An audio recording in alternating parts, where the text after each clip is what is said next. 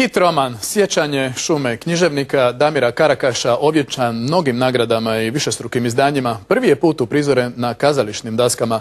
Premijera je večeras u Zagrebačkoj galeriji. Sjećanje šume intimna je priča o odrastanju jednog dječaka i strogom patrijarhalnom odgoju koji piše priče o narušenim obiteljskim vezama. Surovi međuljudski odnosi smješteni su u još suroviji lički kraj. U fokusu je odnos između oca i sina činjenično, ali s druge strane u fokusu su i neki drugi odnosi, znači dječako odrastanje u svim mogućim segmentima, znači kako se on razvija kroz prvu ljubav, kako se on razvija kroz svoje prijatelje. Iako Karakašev roman sadržava autobiografske elemente, univerzalna je to priča o međuljudskim odnosima. Mislim da se u toj knjizi može svako naći, evo sad se interesiraju za knjigu, prodali smo knjigu Beletrini, najvećem slovenskom izdavaču, Makedoncima, razgovaramo sa Njemcima, Francuzima. Junak Sjećanja šume je senzibilni je dječak sa srčanom manom, a situacije koje prolazi opore su duhovite, životne.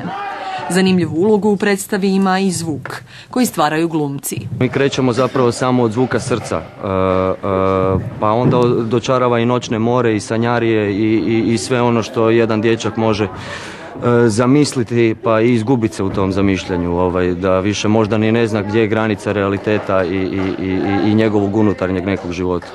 A u tom životu najvažniju ulogu ima njegov otac. Tvrd, patrijarhalan, na trenutke čak i surov, kao i priroda i elementi koji ga okružuju i s kojima se bori, tako su njega odgajali i tako on odgaja tog svog sina. Pred publikom je predstava u kojoj je glavni akter ipak lika, s težinom i oporošću života, ali i njegovom magijom. To je ta Karakaševa šuma.